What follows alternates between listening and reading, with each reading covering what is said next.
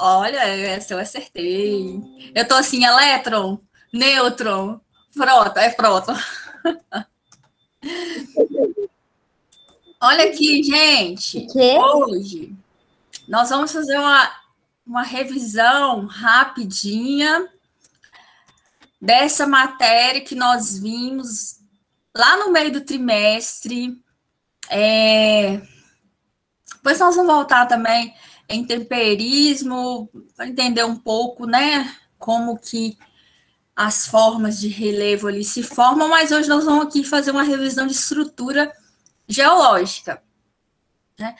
Nós vimos que existe ali a formação, né, dos continentes, né, o endurecimento ali.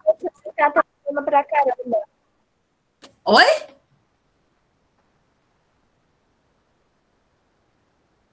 O áudio da senhora tinha travado, a senhora pode botar. Ah, tá. Então, nós tínhamos estudado sobre a geologia, a formação dos continentes, tectônica de placas, deriva continental. E essa parte aqui de estrutura geológica é como que a crosta terrestre ela se apresenta aqui fora. Né? E nós temos que essa crosta terrestre, que nós chamamos ali de estrutura geológica, ela é classificada, ou seja, ela se mostra na natureza de três formas. Através dos crátons, que nós também chamamos de escudos cristalinos, é a mesma coisa, bacias sedimentares e dobramentos modernos. Então, a crosta terrestre, que é o que nós chamamos de estrutura geológica, se manifesta aí aos nossos olhos dessas três maneiras, né? Quando nós falamos dos crátons, elas são as rochas magmáticas, né? E também as metamórficas. O que a rocha metamórfica tem em comum com a magmática? São rochas duras, né? Cristalinas. Rochas de resistência maior. De resistência maior. Toda vez que a gente fala assim, rocha cristalina, porque o cristal, gente, é um dos elementos de maior dureza que existem na natureza, entendeu? Então, quando a gente fala rocha cristalina, são rochas de grande dureza, né? Ou seja, elas são mais resistentes às forças naturais, o vento, a chuva, o sol. Então, os crátons, ou os escudos cristalinos, são basicamente rochas metamórficas e magmáticas. As bacias sedimentares, o próprio nome já diz, né? Bacia, né? É um relevo ali mais rebaixado, onde vai cair sedimentos aqui dentro. Bacia de sedimentos. Os sedimentos são pedacinhos de rochas, de vários tipos de rochas, que acaba caindo ali naquela área mais rebaixada, tá? Então, olha aqui na imagem, bacia do Pantanal, né? O Pantanal é uma das bacias mais recentes que tem no Brasil. Ela não está totalmente cheia de sedimentos até a borda. Ela ainda está enchendo, e por isso que quando a estação chuvosa, ela fica toda inundada, né? Formando essas piscinas, né? Que a gente vê ali, que é típica ali do Pantanal. Então, olha aqui, o escudo cristalino, ele é mais duro, ele é mais resistente, ele vai sofrer erosão.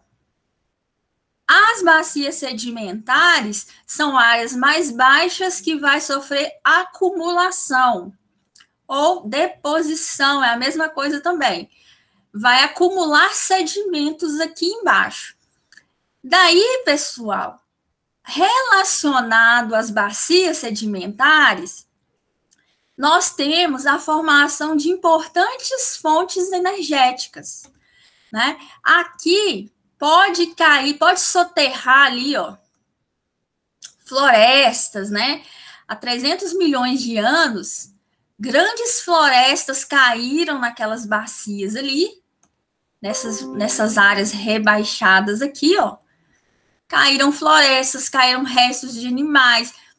Quando nós temos o soterramento de grandes florestas há milhões de anos atrás, né? Então caiu uma imensa floresta, foi soterrada aqui por agentes ali geológicos e que acabou ali, ou essa floresta ela veio a degradar, né? A vegetação se degradou e depositou ali naquela bacia.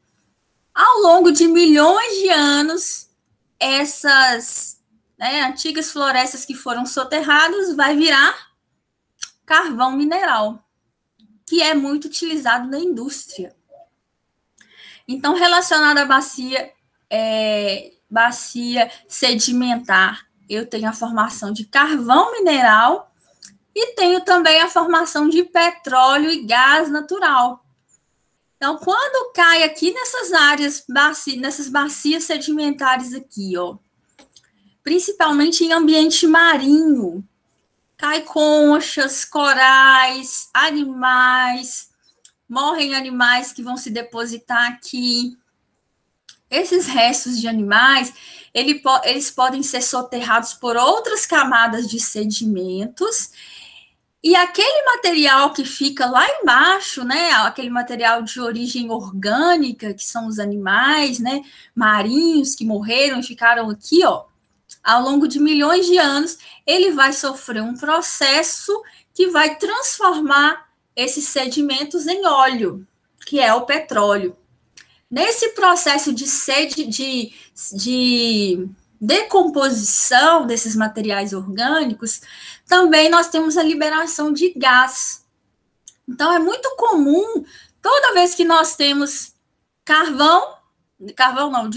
toda vez que a gente tem petróleo, em seguida nós também temos gás. Por quê? Se formaram no mesmo processo que é ali a decomposição de animais em bacias sedimentares. Então, essas bacias sedimentares, elas têm essa importância energética. E os dobramentos modernos? O próprio nome já fala, dobramentos. A rocha, ela é dobrada. E essa imagem aqui, ó, tá vendo? Parece que foi realmente dobrada essa rocha, né? E esse dobramento, ele aconteceu de maneira recente na história geológica do planeta. São as cadeias montanhosas, as cordilheiras, que se formam a partir da convergência de placas. Na convergência, a placa menos densa ela vai voltar para o manto e a placa de cima ela vai dobrar, dobramentos modernos. Esses dobramentos, eles estão acontecendo ainda, eles estão em formação. É pouquinhos centímetros por ano, mas ela continua se dobrando, se soerguendo, né? Por isso que nós chamamos modernos, porque eles estão ativos. Então, existe esse tipo também de estrutura geológica. No Brasil, nós não temos dobramentos modernos, porque nós estamos distantes da borda da placa. Nós vimos lá na aula de geologia que só ocorre dobramentos modernos, formação de cadeias montanhosas no limite de duas placas, né? O Brasil não está na borda de placa, não está no limite. O Brasil está aqui dentro, né? Então, aqui dentro não vai ter dobramentos modernos. Dentro do território brasileiro, nós vamos ter dois tipos de estruturas geológicas, que são os escudos cristalinos, que é esse que está de amarelo aqui, mais clarinho. Então, nós temos nessas áreas rochas duras, rochas mais elevadas, de altitude maior, né? Escudo das Guianas. Olha como Minas Gerais quase completamente é um escudo cristalino. Não é verdade? Minas Gerais quase completamente é um escudo cristalino. E por isso que o relevo de Minas Gerais é assim, ó, uma montanha russa, né? Porque o escudo, a estrutura geológica que é cristalina, né?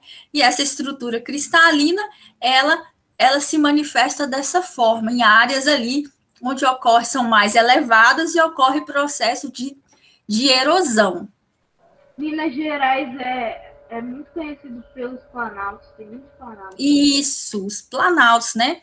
Os escudos cristalinos se manifestam na forma de relevo planaltos. As bacias sedimentares, que são áreas que recebem sedimentos, elas estão em áreas mais baixas, né? Por isso que elas recebem, porque elas estão em áreas mais baixas. Elas recebem sedimentos que vêm mais do alto. E daí, nós temos aqui no Brasil a bacia do Paraná, a bacia amazônica, a bacia meio norte. Então, nós temos esses dois tipos de estrutura geológica aqui no Brasil. Além disso, pessoal, nós chegamos até a conversar sobre isso nessa aula.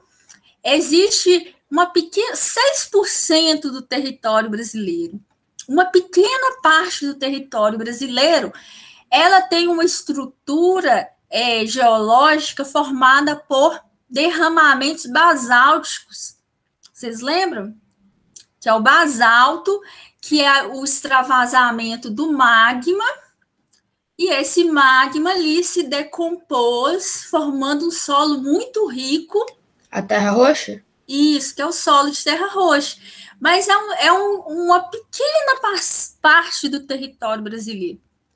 Vai ser, por exemplo, São Paulo, Paraná, em algumas áreas ali do Mato Grosso do Sul. Então, nós temos algumas regiões ali, algumas partes aqui do Brasil que nós temos esse tipo de solo porque teve derramamentos basálticos. 35% do território brasileiro é escudo cristalino. O restante é bacia sedimentar. Ou seja, o que nós podemos afirmar com isso? Que o território brasileiro está muito desgastado, a estrutura geológica, ela está muito desgastada ou pouco desgastada?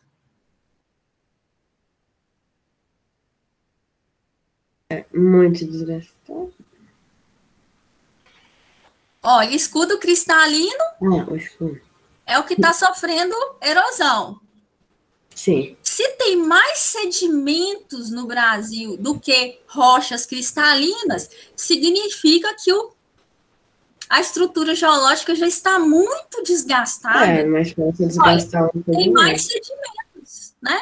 Tem mais sedimentos no território brasileiro do que a estrutura cristalina. Ou seja, o território brasileiro, ele é muito antigo e, por isso, ele já sofreu muito desgaste. Ele já foi intensamente desgastado. E, por isso, nós temos uma predominância ali de estrutura sedimentar.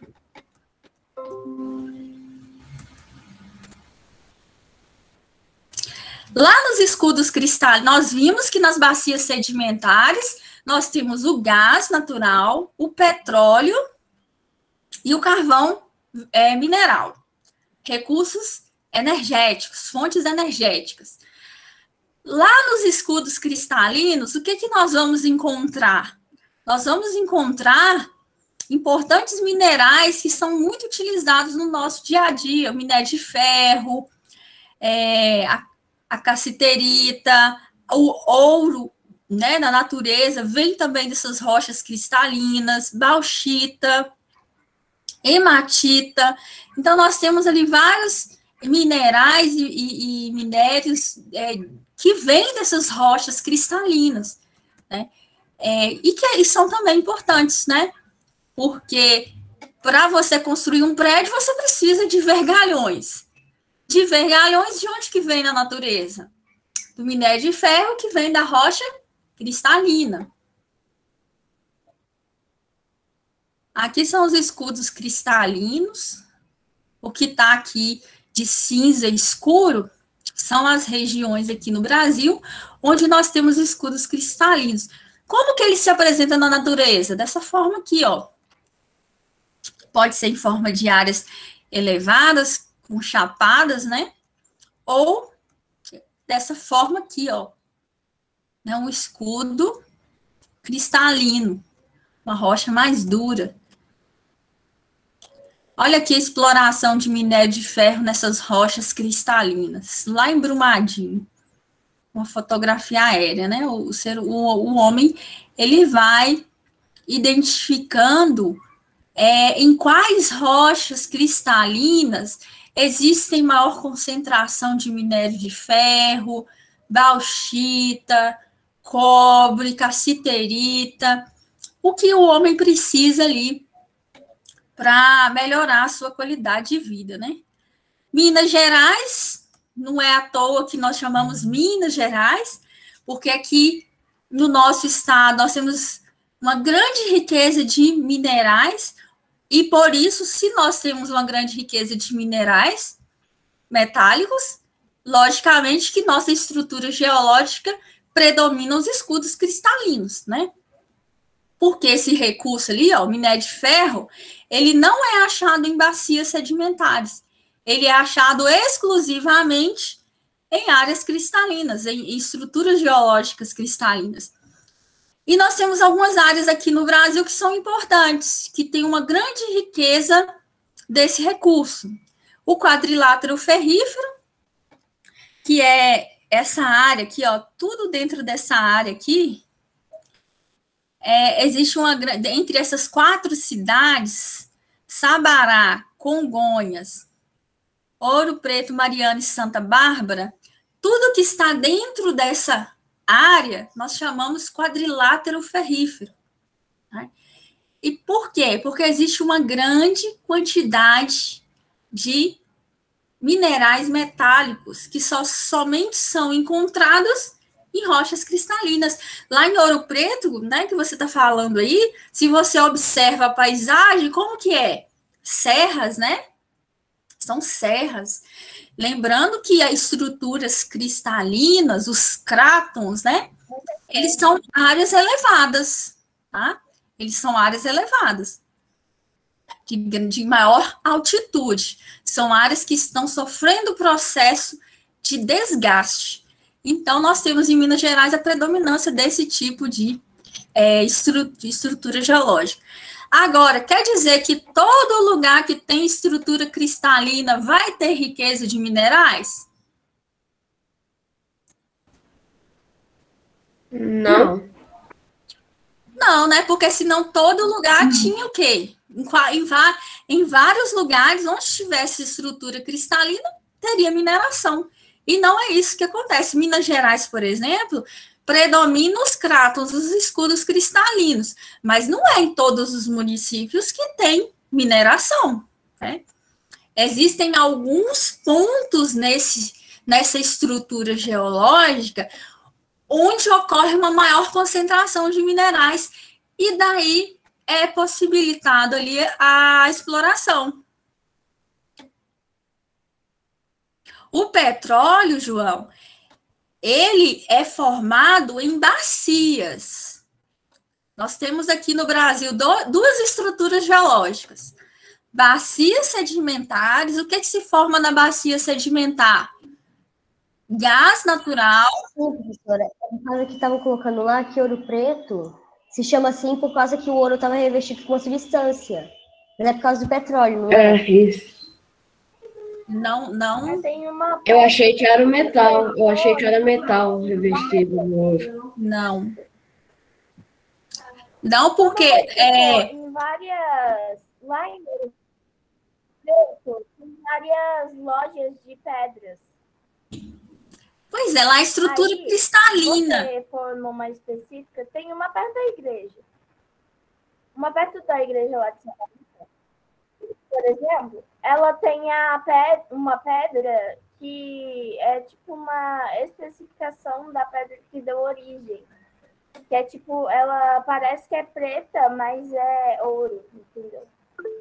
Sim, o fato da rocha... pesquisar a origem do nome Ouro Preto que tu vai conseguir achar. Ah, entendi. É uma rocha de características ali de coloração escura, né?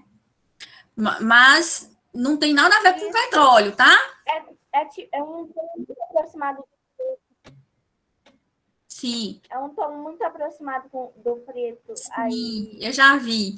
Mas não tem nada a ver com mas petróleo. outro, na verdade, é só revestimento. Petróleo, bacia sedimentar. Minerais metálicos, minério de ferro, ouro, prata e vários outros, estruturas cristalinas. Professora, Oi, Júlia. eu não tenho certeza, mas tipo, se algumas plantas não produzem o mesmo petróleo dos dinossauros, por exemplo, esse petróleo que elas produzem poderia ser utilizado para outra coisa? Eu não entendi sua pergunta. Então, tipo, todo o petróleo de qualquer tipo planta, animal, ele pode ser utilizado para transformar em plástico, etc. As florestas, a deposição de florestas em bacias sedimentares forma o carvão. E para ser um carvão utilizável economicamente, precisa ali de milhões de anos soterrado. Daí nós podemos explorar e utilizar. Já o petróleo, eu só consigo a partir de restos orgânicos, principalmente animais marinhos. Tem que ser origem marinha. E daí esse material ele vai ficar ali se decompondo ao longo de milhares de anos, aí é possível explorar economicamente. Enquanto isso não acontece, já aconteceu, né, há milhões de anos. Mas isso é um processo muito lento de formação, né? O homem encontrou esse recurso da natureza e adaptou ali o seu meio de vida a esse recurso. Ok, obrigada. Então, nós temos lá no Pará também, Grande Carajás, exploração de minério de ferro. E lá no Maciço Surucum, lá no Mato Grosso do Sul também. Aqui tem algumas informações sobre as bacias sedimentares que existem no Brasil, a idade geológica delas. Tem algumas bacias que têm milhões de anos, tem outras que já têm 250 mil anos. Então, tem bacias mais recentes, tem bacias mais antigas. E no Brasil nós temos a Amazônia, Bacia do Parnaíba, Bacia São Franciscana, Bacia do Paraná. Então, predomina esse tipo de estrutura geológica aqui. Aqui são os terrenos de origem vulcânica que eu falei com vocês. O extravasamento do magma possibilitou ali derramamentos basálticos e esse basalto, ao longo ali de milhares de anos, se decompôs e formou um solo rico, que é o solo de terra roxa, muito utilizado para agricultura, né, de café, de soja. Eu nunca vi, professor, terra roxa. Não? E ela é roxa mesmo. Nunca na minha vida. Agora, nunca na minha vida eu nem sonhei em ver uma terra. ele tem uma coloração, às vezes, vermelho muito escuro e, às vezes, muito puxando para o roxo já. E, realmente, ela é roxa mesmo, assim, um roxo escuro. Vamos entender aqui, passar por isso daqui agora, que são os agentes externos, os modeladores do relevo. Nós estudamos também que os agentes externos, que é o sol, o vento, a chuva, a alternância de temperaturas do dia, da noite, das estações do ano, uma estação mais fria, uma estação mais quente. A dinâmica externa do planeta influencia na estrutura geológica, modelando essa estrutura, né? Então, essa alteração provocada por esses agentes externos na rocha nós chamamos de intemperismo, né? Intemperismo, então, é o desgaste dessas rochas, e ela ocorre, esse desgaste aí, por vários elementos. Pode ser o sol, pode ser as ondas do mar, pode ser o congelamento de um rio e o descongelamento. Tudo isso vai fazer com que a rocha ela se desgaste, ela se frature, ela forme sedimentos. Então, nós temos aí um processo de intemperismo. Então, aqui, esse desgaste, essa transformação do relevo, né, essa transformação do relevo, ela pode ocorrer de forma natural ou ela pode ser provocada pelo homem. Quando ela ocorre de forma natural, vai ser ali um conjunto de processos químicos, físicos e biológicos que vai interagir com a rocha, decompondo essa rocha. Nós temos o intemperismo mecânico ou físico, também chamado de meteorização. Como que ocorre esse desgaste da rocha pelo intemperismo mecânico aqui? Ocorre através da desintegração e a ruptura dessa rocha, inicialmente em fendas, né? Então, essa rocha aqui, né, nós até demos o exemplo aqui durante a aula, da garrafa de gelo, né? Se você coloca a garrafa de água lá no congelador, pode até estourar, né? Porque o gelo, ele tem uma tendência de expansão. Então, ou seja, os materiais, eles se comportam, eles podem se expandir, eles podem se contrair. A gente não vê, raramente a gente vê, né? Mas tudo que está em nossa volta é afetado pela temperatura. Ora contraindo, ora expandindo. A porta da nossa casa, tem épocas do ano que ela não garra no chão. Agora, nessa época do ano, né, que está mais frio, ela tende a expandir e daí é mais difícil, né?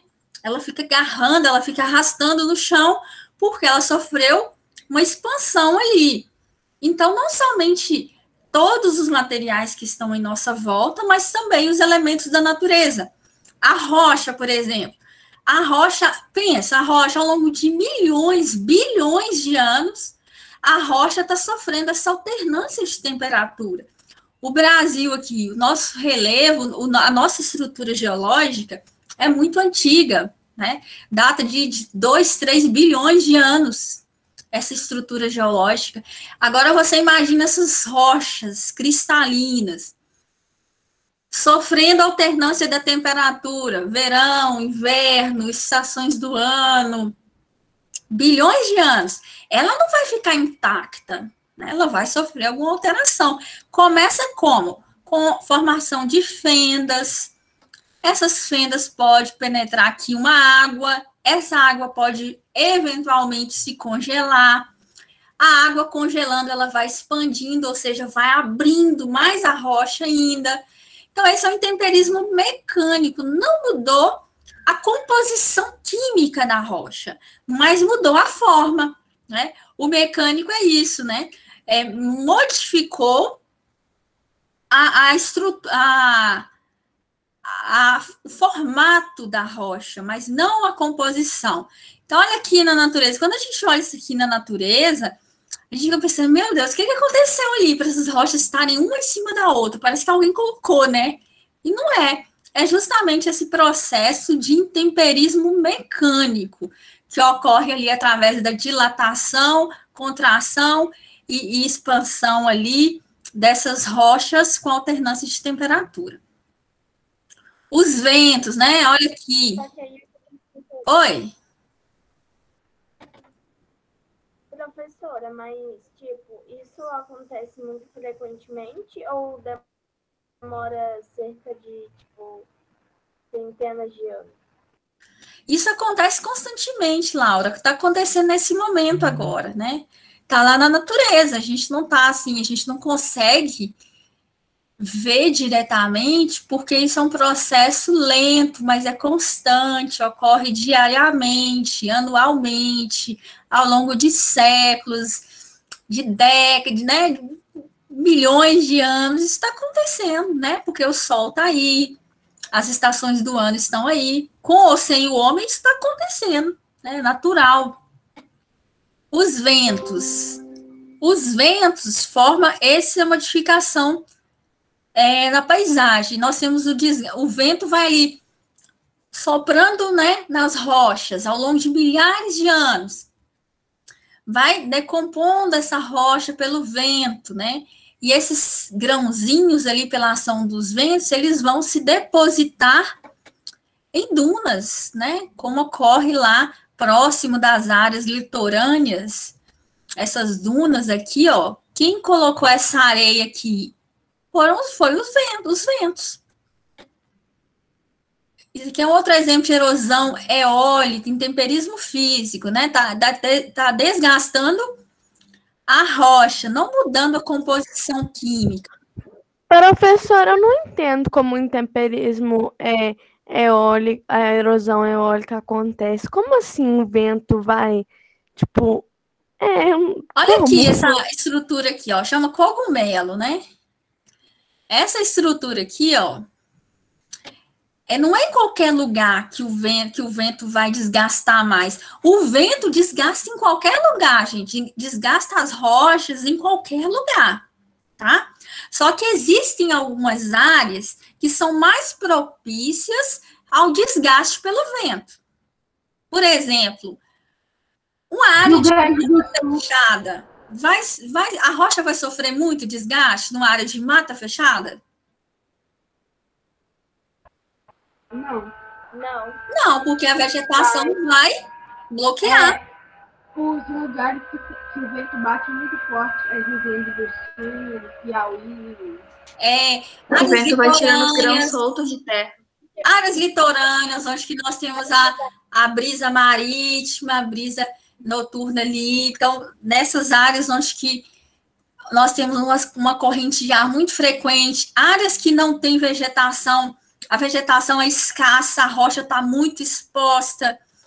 Então, o vento vai soprando ali, gente, vai levando sedimentos. Professora? Sim. Esse PowerPoint já está disponibilizado lá no AVA? Esse PowerPoint é aquele, ó, que a gente viu lá atrás. Sim, obrigado. Professora?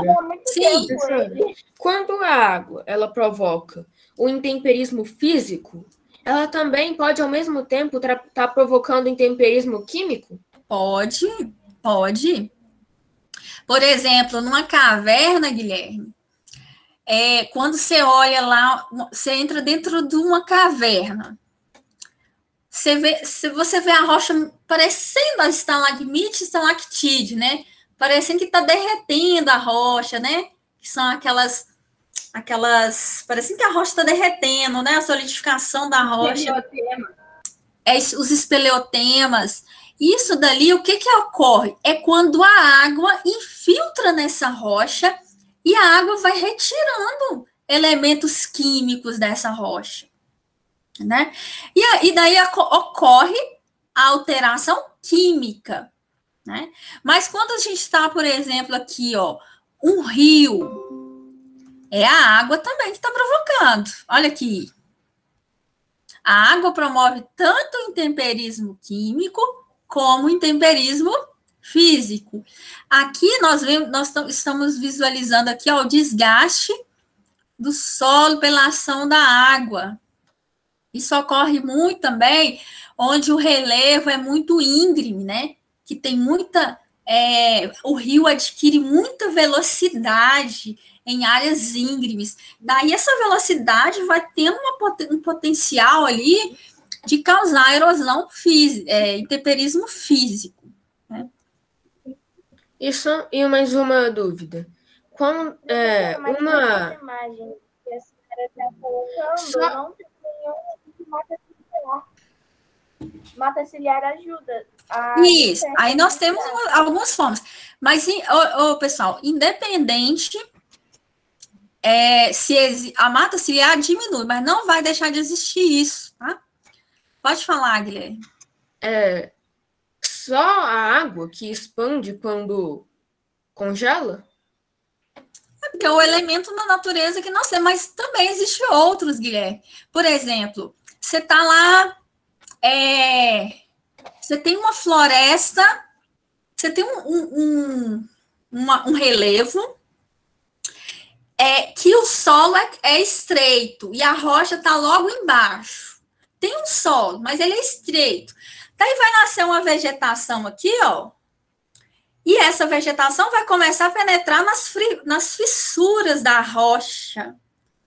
E em função do crescimento natural dessa vegetação, essas raízes, elas vão se expandir, vai provocar expansão ali também, dessa rocha, né? Então, não somente a água, mas também raízes, principalmente raízes de vegetação ali, e também essa questão da água. Oi? Teve um trabalho na ciência sobre a erosão. Aí o grupo falou que mesmo com a mata ciliar, ela retarda o processo, mas infelizmente acaba acontecendo. Nem é infelizmente, Davi, é a dinâmica natural do planeta, né? O que é natural, o ser humano tem que aceitar. A gente julga muito, né? Felizmente é porque a gente precisa daquele relevo daquela forma. Mas a natureza é assim, né? Ocorre o desgaste em algum lugar, em outros nós temos ali, por exemplo, imagina que o homem não exista. O rio está ali, levando sedimentos. O rio vai recebendo sedimentos, ele está numa área mais baixa, ele está recebendo sedimentos. Uma hora ele vai empurrar esses sedimentos formando uma ilha. Uma ilha. Essa ilha vai começar ali, os passarinhos vão começar a colocar sementes ali. Daí vai começar ali um ecossistema, nascer um tipo de vegetação primária, depois secundária, depois surgem os animais, né? Animais vertebrados, invertebrados. A vida ocorre ali. Então, assim, infelizmente, não é infelizmente que o rio levou, né? Porque se ele tirou de algum lugar, ele está criando em outro, né? A vida é assim. O problema é quando o homem interfere nessa dinâmica natural, intensificando processos numa velocidade que não é natural. Porque aí vai ocorrer um desequilíbrio. E daí o desequilíbrio, a natureza, ela vai continuar ali, ela vai buscar um novo equilíbrio com as intervenções humanas, né? A natureza, ela não tem sentimentos, né? Tanto se o homem degrada aqui, é uma causa, consequência. Fez isso, vai acontecer aquilo. A natureza vai lidar com aquilo, né? Então, é a dinâmica, né? É a dinâmica. Então, o homem está aquecendo o planeta, colocando muito CO2 na atmosfera. Isso, para a natureza, pode ocorrer chegar em um momento que isso impossibilite a vida humana. Mas a natureza vai deixar de existir? Não, a natureza vai buscar um novo equilíbrio, com ou sem os seres humanos, com ou sem os dinossauros, com ou sem aquela espécie vegetal ou animal. A natureza está aí, né? Há bilhões de anos. Independe do homem, né?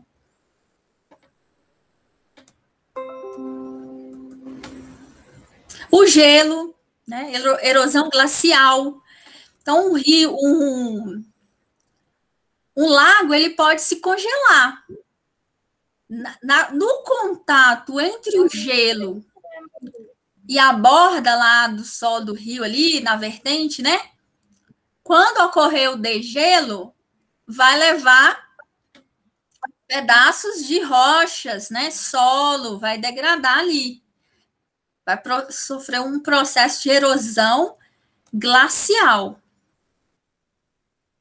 aqui o rio, né? O rio erodido, assoreado aqui, né? E o assoreado, ele pode até secar, né? Ele pode até secar com esse processo ali. E daí nós nomeamos, né? Degradação ambiental. O que é uma degradação ambiental? É quando o homem colocou a mão, desequilibrou, e nós temos uma paisagem que ele pode ali desaparecer um rio, desaparecer uma floresta, tornar infértil um solo, provocar a desertificação de uma área. É o que nós damos o nome de degradação ambiental, né? Quando o homem muda ali a dinâmica natural e vai colher seus frutos, né? Engraçado, né? O ser humano, ele é tão inteligente, racional, mas ele é igualzinho à natureza, né? Se a natureza, ela funciona causa e consequência. Você alterou, ela vai gerar uma consequência. A gente também, né? A gente colhe o que a gente planta, né? Então, é uma causa e consequência. Então, se o homem desmata, vai cair sedimentos no rio. Se cair... A diferença é que a consequência da natureza, normalmente, não é ruim. Do homem, na maioria das vezes. Na verdade, o que fica ruim para o homem, Davi, é que o homem vai ali perder a capacidade de explorar economicamente uma região, né?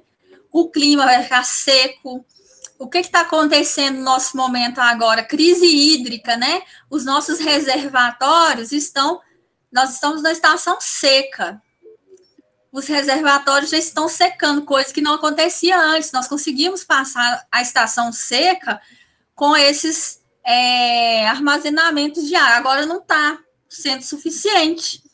Então, a natureza, ela está trazendo as consequências ali. Mas e para o homem? A nossa vida ali vai ficar mais difícil, né? As nossas atividades, o nosso dia a dia vai ficar mais difícil. Gente, acabou a aula, né? Já acabou? É 9h45, não é? Credo, passa que nem um cometa. Vai ter 9h50.